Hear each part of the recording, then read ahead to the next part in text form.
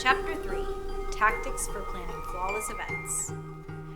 Once you've got your strategy in place, you're ready to move from the tactical considerations that translate your vision for the event into reality.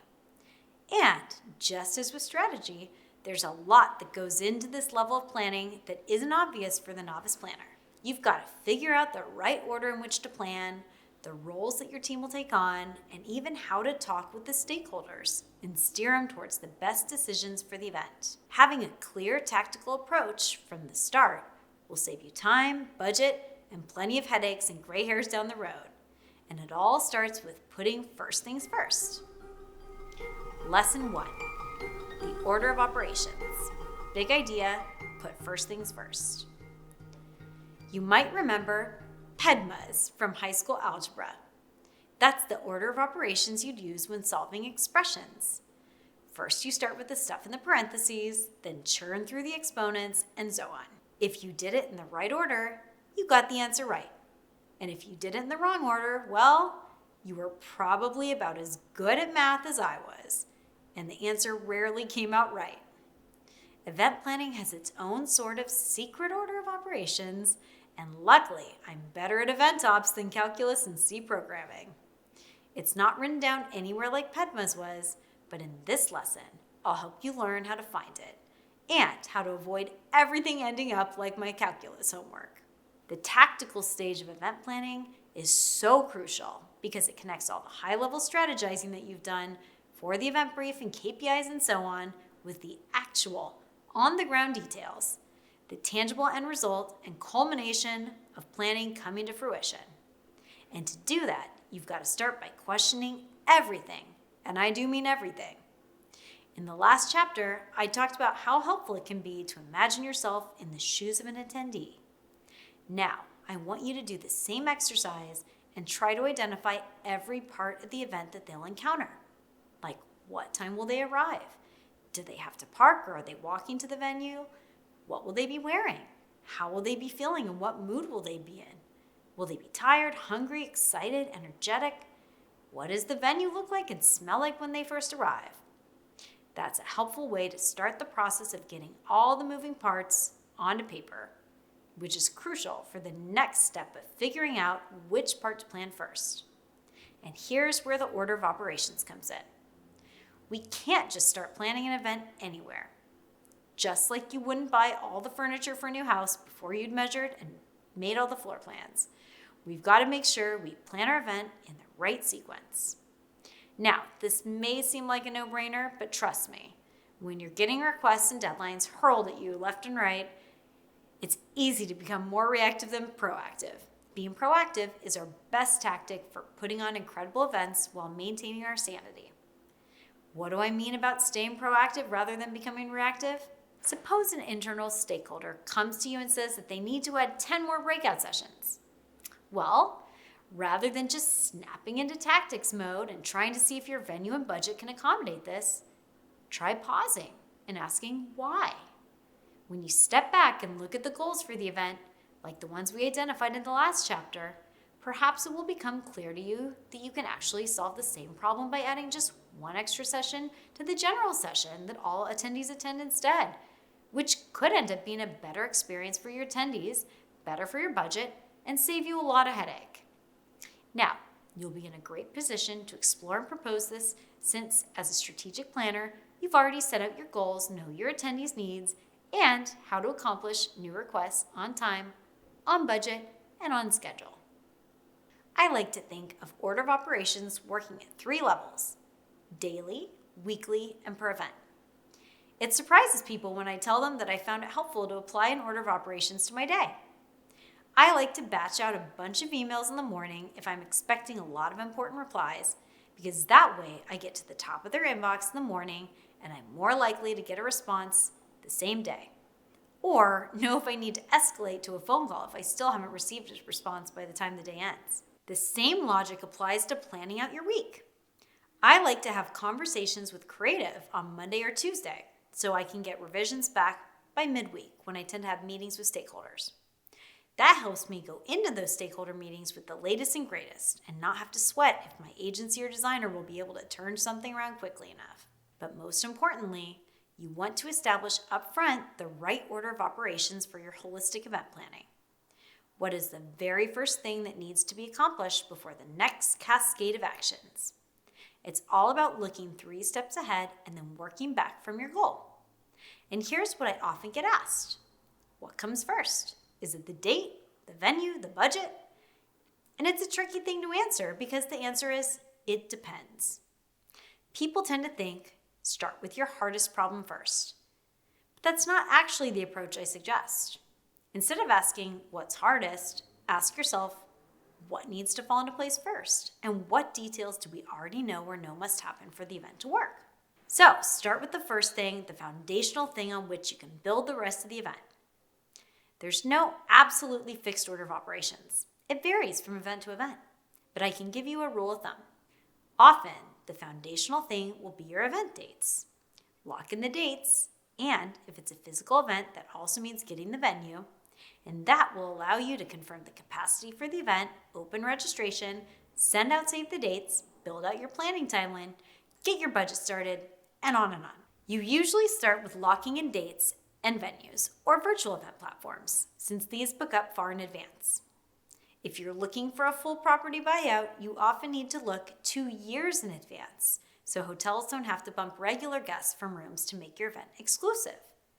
2 years is a long planning horizon, and when planning dates, make sure to do your research to make sure there aren't any holidays, and that includes Jewish, Muslim, and lesser-known holidays, or competitor events taking place that week, and that any key stakeholders or speakers you know must attend your event are also available. The event date should also make sense for your goals. So if you're planning a product launch, it is dependent on when the product team will be ready to launch it, and that can have some pretty tight constraints. When it comes to budgets, ideally you go into the planning with a budget already in mind, even if it's only an upper limit to the budget or a range. But sometimes you do need to do a little research first. When this happens, I find it helpful to ask the clients for a reference point. For example, what type of hotel are you looking for? Are we talking a Sheraton, a W, or a Four Seasons? When presenting options, I also like to offer a low, medium, and high range to help give them an idea of what each budget can offer to help with benchmarking. And start with those foundational details as early as you can to give yourself some room to breathe. Create your work back timeline, which is a timeline that you'll build with stakeholders that lays out all your key dates and milestones, working back from the event itself to today. And then at that point, once you've got those details lined up, then you're in a great position to bring in the larger team for a kickoff. If you launch with your team too early, it's easy to get too many cooks in the kitchen, but bringing them after you've got the foundation laid is usually just the right time to start building out your support. And that's the subject of our next lesson. So, what's the takeaway here for order of operations? It's this. There are hundreds and hundreds of to-dos for every event. Process those in the right order, and things will fall into place a lot more naturally.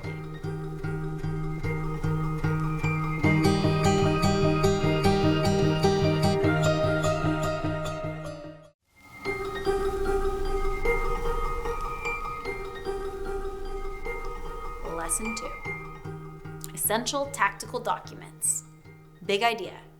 Identify key roles and vital details. In this lesson, I want to walk you through the 5 tactical documents that I think are essential for putting on world-class events while also maintaining your sanity.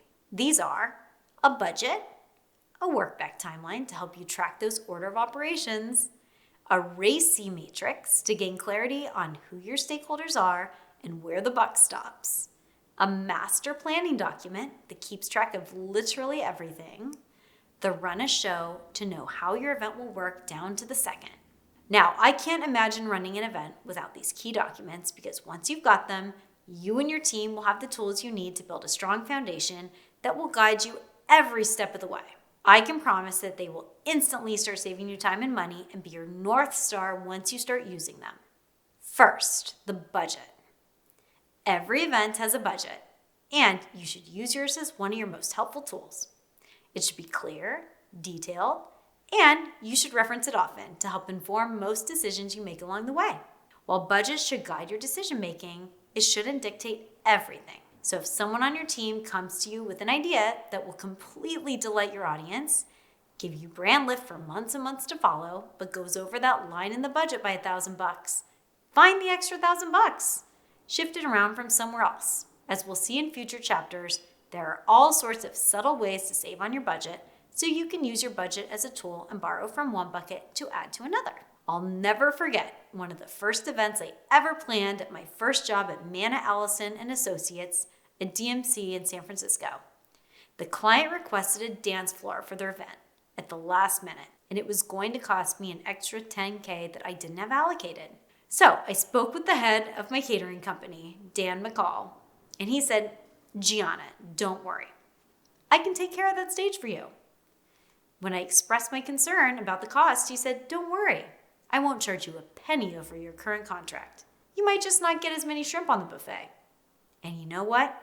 I'll bet the attendees were much happier being able to have a dance floor than extra buffet food that was probably overly abundant anyways.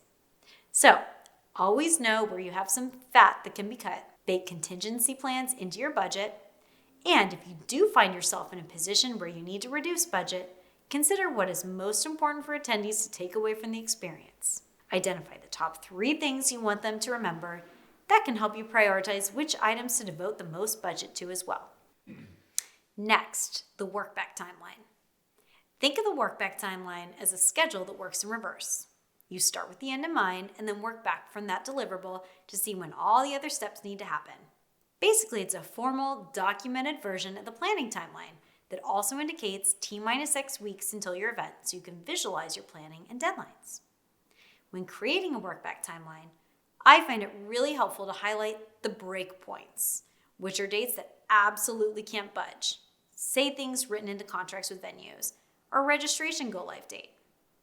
Use the breakpoints to help steer your stakeholders towards decisions and ideally share a more abbreviated version of the planning timeline with them, since they can really only grasp a few key deadlines. Then, you want to really stretch your team to identify every little part of what needs to happen for your event and all the steps leading up to it to go smoothly, and add that level of detail needed to ensure you're crisp on the deliverables leading up to the event.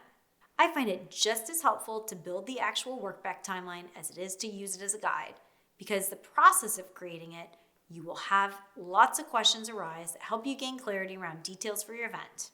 Once you've got your workback timeline in place and all the various tasks identified, the next essential document is called the RACI matrix.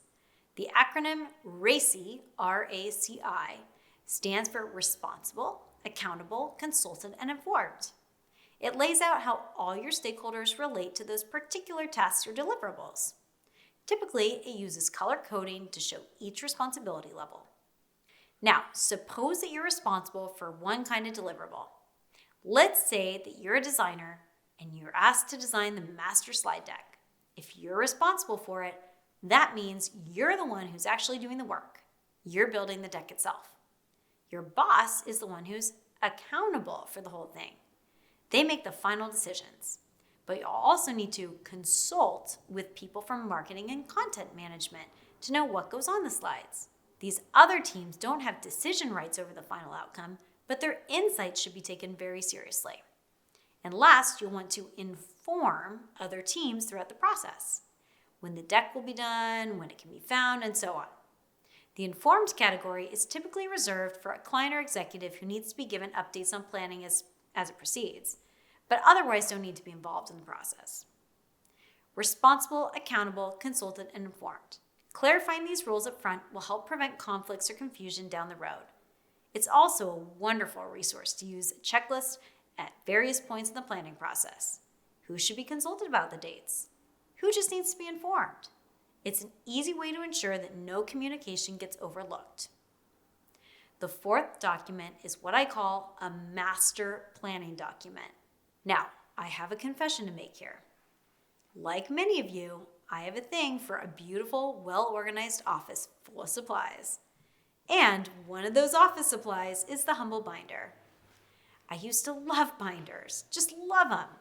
But in today's digital world, where teams are often distributed across geographies, I'd suggest holding off on the physical binder and keeping everything in an online platform that lets people collaborate in real time. I often use Google Sheets, folders, and docs because it's just such a mature product. But you can also create an intranet site or wiki. Use Quip, a platform like Asana, or other collaborative spreadsheet or platform for this. The beauty of having one master planning document is you can create a one-stop shop where all your planning docs can live or be linked to. Everyone knows that when the question is, what did we say about that one detail, or where did you say that document is? It's interlinked to the master planning document. You can limit access to certain docs like the budget if some parts are confidential, but I do find that it's helpful to train people to always reference one document rather than forcing people to have to dig through their emails or Drive trying to find the piece you need their input on. It's a simple practice and may sound obvious, but it takes discipline to keep everything together like this, but your event will be the better for it. By using one master document, you streamline the planning process, making your team more agile and efficient and saving you hours of wasted time. You'll thank me for those added hours of sleep I'm sure you desperately need. The last essential document for us to discuss is the run of show. I mentioned this one last because it usually comes at a later phase of the event planning process. That's because to do it right, you need to have most of your details already pretty much locked in.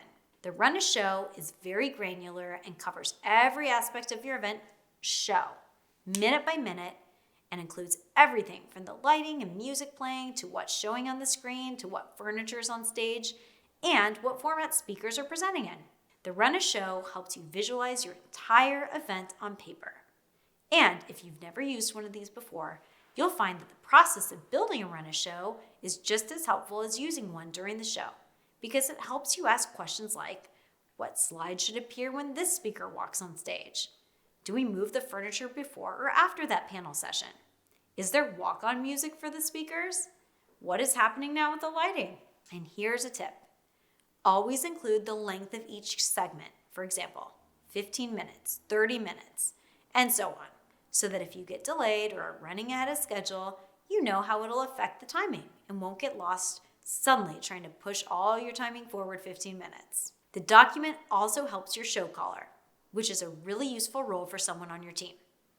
The show caller is the person who will call the cues and will cue all the various team members working on production, from lighting to video to audio to furniture crew, to make sure the show is seamless. We'll talk in the next chapter about how to schedule room for the unexpected, but everything that you can expect should go into the run of show, since nothing will be more useful to you on the day of the event.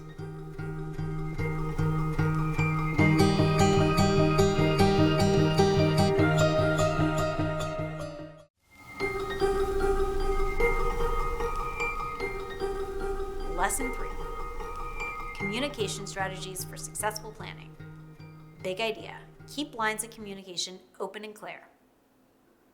Just as important as being able to deliver an event on time, on schedule, and on brand, your ability to communicate with your team is critical to an event's success. As we discussed in Chapter 1, being deliberate about improving your communication skills is what separates the million-dollar pros in our industry from the novices. Since everything hinges on your ability to communicate with your team and your stakeholders, establishing the ground rules for everyone should be one of the first things you do when leading an event. Ask yourself how you'll communicate with your team at every stage leading up to, during, and after the event. For example, do we need a quick way to message each other, like creation of a Slack group? And what are the parameters for when we'll use Slack versus email versus meetings or a phone call? How many meetings will you need on an ongoing basis? What cadence should you schedule them in? Who should be invited to these meetings? When do you need to plan for stakeholder reviews? How will you communicate on site? When will you debrief with your team afterwards? Think through all the possible ways that communication could go very right and also very wrong, and set expectations with your team accordingly. Your racing matrix will be invaluable here, and also helping to make sure that everyone stays in the loop. Let's walk through a typical planning cycle and talk about what is helpful when. Before the event, meeting cadence is critical. Think about who needs to meet regularly and why. Do some groups need to meet before others? Here's an example. I like to meet with my agency at the start of the week to review updates, look at creative, provide feedback, and so on. And then I get an updated deck from them before I host an internal stakeholder meeting on Wednesday or Thursday.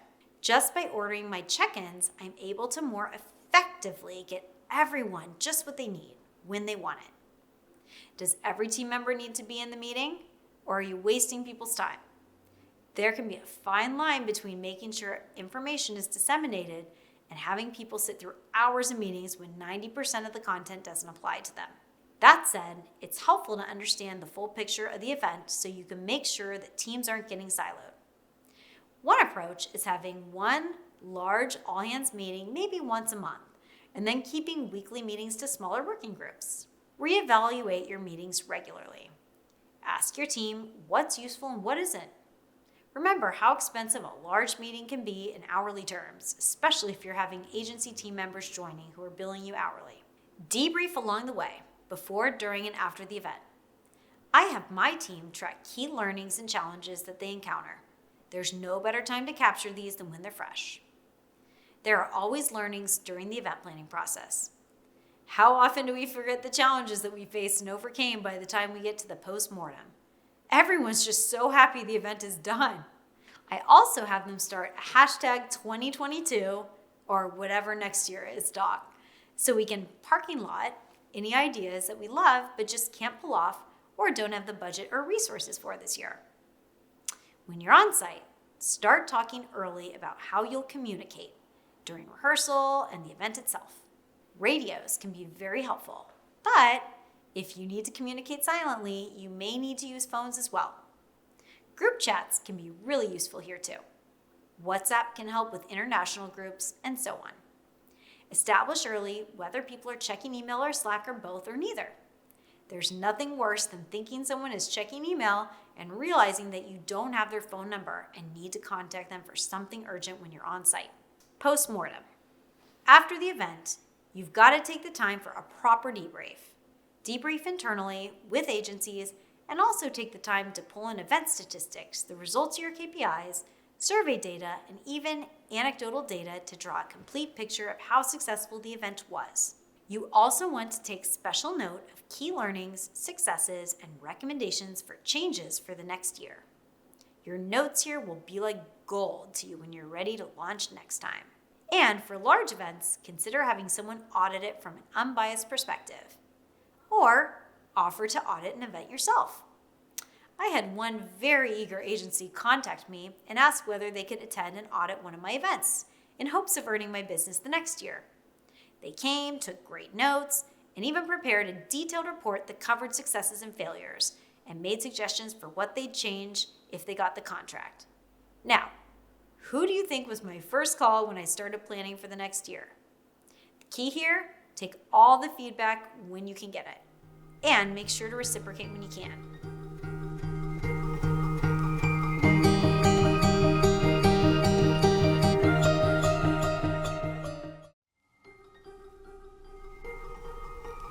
Lesson 4, managing collaboration and feedback. Big idea, become a collaboration artist. There are a lot of different ways to think about the role of an event planner.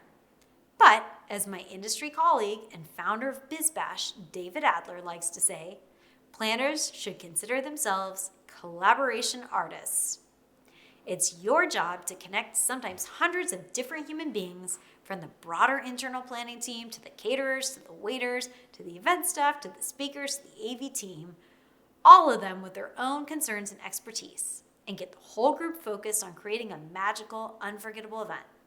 If that doesn't take artistry, then I don't know what does. In this lesson, I want to offer some practical tips about sharing work and feedback with your team. It's your job as the planner to make sure that collaboration happens with as little friction as possible. Here are a few ways to make it easier. Shared decks. As you know by now, I love using online tools like Google Slides and Google Sheets because they make it so easy for everyone to contribute and see updates in real time. But I also find it helpful when reviewing creative, a part of every event, to have one master deck where everyone can work together. The agency can update it weekly. They can tag me so I can review and add comments. Any additional team members can share feedback. The agency can then go in and revise the deck accordingly and move any approved creative to the appendix or an approved section of the deck.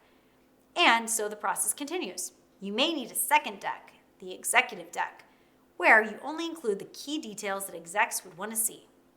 Here I pull limited creative production details from an agency deck as needed to keep things simple and clear. It can be a helpful practice to ask your stakeholders what they do need or want to review and what they entrust you with. Again, here's where communication and RACI are helpful tools to make sure that you're being thoughtful and efficient with everyone's time. Getting feedback. The decks are just part of the larger question you want to settle early on. How will you collect feedback from your people? Email is actually the least efficient way in most cases. I find it much better to comment in a deck that can be threaded, like Google Slides, and then have a follow-up meeting to discuss as needed. With feedback, there are only two rules. The more of it, the better, and the more detailed the feedback, the better.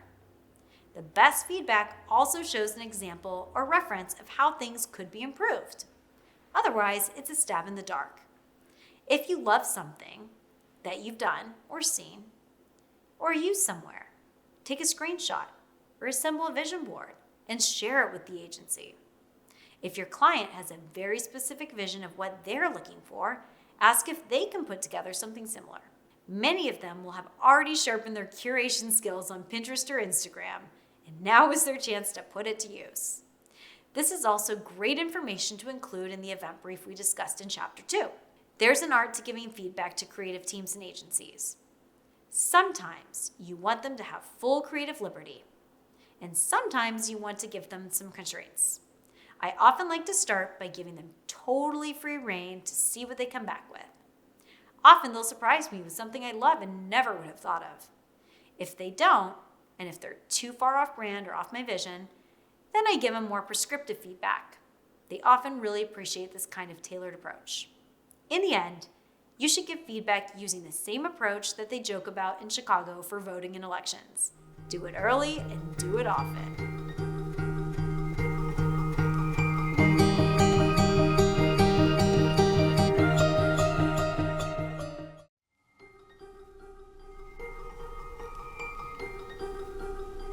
Lesson 5, Next Level Food and Beverage Planning.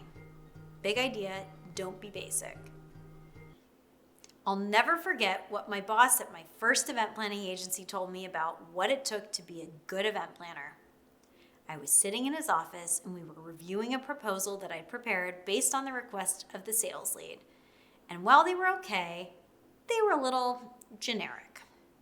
Even though I created the proposal to the specifications of the sales lead, he could tell that I wasn't yet confident enough in my job to take creative liberty and ask questions to get to more exciting experiential ideas.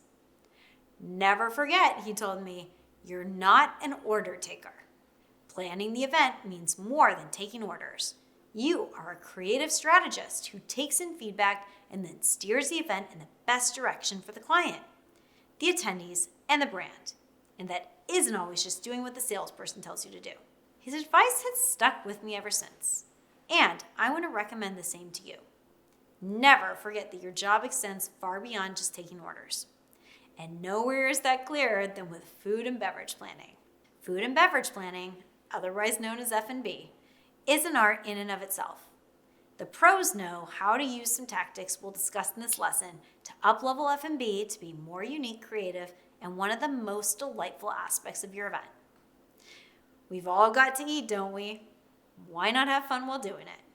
First, let's cover planning tactics. How do you know how much food to guarantee? Typically, F&B is a major budget spend, and there's nothing worse than wasting or running out of food. So it's important to figure out just the right formula when planning. Consider the style of the meal. If it's a buffet, people typically serve less than one serving of each item. So I generally under-guarantee more than plated meals, where you have to plan the exact number of plates that will be served to each guest. Buffets are therefore a more cost-effective way to plan meals if you're looking to cut costs. But there are also drawbacks. There is virtually always a line at a buffet. health and sanitation measures that must be taken, and it tends to be a less formal approach to food service. Here's my rule of thumb. Generally, caterers and hotels will produce 5% more than you need, so I typically will underorder by at least 5%. That gives me a total buffer of 10%, which is just enough to cover the unexpected but not enough to be wasteful. When in doubt, look at last year's event and use those numbers as a reference to guide your guarantees. And speaking of costs, here are a few ways to handle some of the most mundane parts of your budget.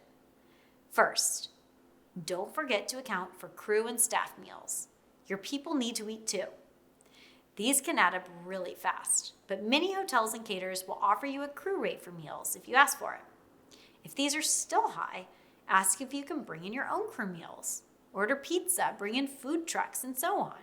It can literally save you thousands of dollars or cost you thousands of unbudgeted dollars, so make sure you account for how many staff and vendors will be on site for each meal and how you're going to feed them.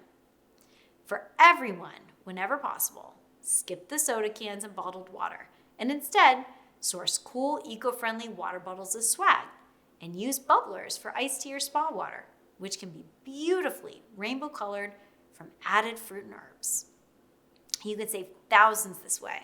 It's better for the environment and healthier too. And of course, you can always have a few on hand for people who demand them. Next, let's talk about booze, another high-priced item most events rely on. Can you bring in your own wine and/or spirits for a corkage fee? Some venues will actually let you do this. And don't forget the power of sponsorships. When you go to an event like TED or Summit Series, you'll find all these awesome, trendy snacks and beverages that get donated by brands that want to get in front of influencers. It's a win-win for everybody. The products find new fans, and event planners aren't out a dime to give the attendees unique food and drinks they'll remember and likely adopt after the event. I did something similar with Patron a few years back. I had an event with a lot of influencers and thought that Patron could be a good partner for sponsorship. I ideated with them about how we could do something that didn't feel too gimmicky but also didn't feel too corporate. And we came up with this great table for after hours where attendees could engrave Patron bottles with whatever they wanted and then take those home as a gift. And people loved those. It was such a big hit for my audience and zero cost to my budget. And again, that's just another example of how personalization and a little legwork on my end led to surprise and delight for everyone there. Plus, it's booze, and people love booze. Can F&B serve as a centerpiece? Absolutely. F&B can be amazing decor. I love using fresh fruits or even a really creative dessert as centerpieces for tables. Macaron trees are whimsical, colorful, delicious, and make awesome centerpieces. That not only saves on florals, also avoids waste and extra dishes. You can also keep people from getting hangry if they can start munching on beautiful communal centerpieces when they sit down. There's something magical about an edible tablescape or an endless cheese and charcuterie board. And finally, breakfast is always such a challenge because preferences are just so different. People eat at different times in the morning, and so on. So if it works for your event, instead of planning an official breakfast, why not surprise the early birds with hawkers sharing breakfast sliders or gourmet coffee? The key here is that there's almost always a way to create lasting impressions on even the most minimal of budgets. But let's keep going and talk about some of my favorite F&B ideas I've used in the past. First, there's the really creative approach. Here are some of the ideas I've used in the past. I've given out picnic baskets that other people can share with other attendees. It's a great way to make new connections and also playfully evokes nostalgia. I love to come up with welcome food and beverages so that every attendee is greeted with a personalized treat to suit their fancy when they first show up. And you can get really creative here. At one point, I had a lemonade bar where people could add herbs, fruit, even alcohol to their lemonade to spritz it up. I've also done wellness bars for guests, just getting in from traveling. Many in dire need of a shot of vitamin C, a belly-boosting bone broth, or an energizing green juice. You can set up little micro kitchens for guests to wander to between sessions. Make them interesting and order snacks that might boost cognition or energy. Might be a throwback to childhood. Gummy bears, anyone? Or support local businesses. You can also invite sponsors to provide products to feature your micro kitchens. It's a win-win for everyone. Snacks and after hours can also be a great time to incorporate playful food, and often where attendees end up being most hungry between meals. You can set up a s'mores bar for people to make their own s'mores, a trail mix bar, or even an acai bowl bar. Made-to-order mini pizzas are always a hit. I've used dim sum carts to pass creative dishes to guests during seated meals to liven up the experience and offer surprise and delight to upgrade their meals. And speaking of spritzing up meals, I've once used potted herbs as cute little centerpieces and added snippers the guests could use to cut fresh herbs onto their chicken and fish. And then you should also feel confident to get fancy when the occasion presents itself. I will never forget one Nespresso event I attended when they hired 7 celebrity chefs to create a dish using a unique Nespresso flavor. And let me tell you, it sounds really weird to have a chocolate espresso lobster, but somehow Thomas Keller from the French Laundry made it work, and I'm still talking about that dinner. What a great way to tie the brand to such a unique memory. But the celebrity chefs don't have to be the biggest names. I've actually sourced really great female chefs who are up and coming in LA and had them create dishes for an event and share a little bit about the dish's inspiration before each course. I've had an up-and-coming female sommelier come to an event and walk around to each table to recommend wine pairings and pour glasses for special guests. You can also do that virtually, by the way. I've had great success with having tables be able to join a Google Hangout with the sommelier to walk through a tasting. It's a great way to showcase the Google Hangout product and source a wonderful New York-based sommelier who couldn't attend in person. You can even get fancy with the location of the different parts of the meal. For one event I did, we rented out the Battery, which is a private club in San Francisco. I themed out every room strategically so that each guest was encouraged to explore the venue and move from room to room, floor to floor. So you'd get people coming down from the roof, talking to people on the ground floor saying, "Oh, did you try the caviar and champagne pairing in the penthouse?" Or, "Did you see the absinthe bar out in the garden?" It's amazing. You've got to go explore. A progressive dinner like that is a great way to keep people active and engaged, and it's so much better than the salad, entree, dessert cadence that they usually expect. Remember, meals are prime networking time, and by keeping people seated in one place for 3 hours, you're not maximizing their enjoyment or the connections that they're going to make.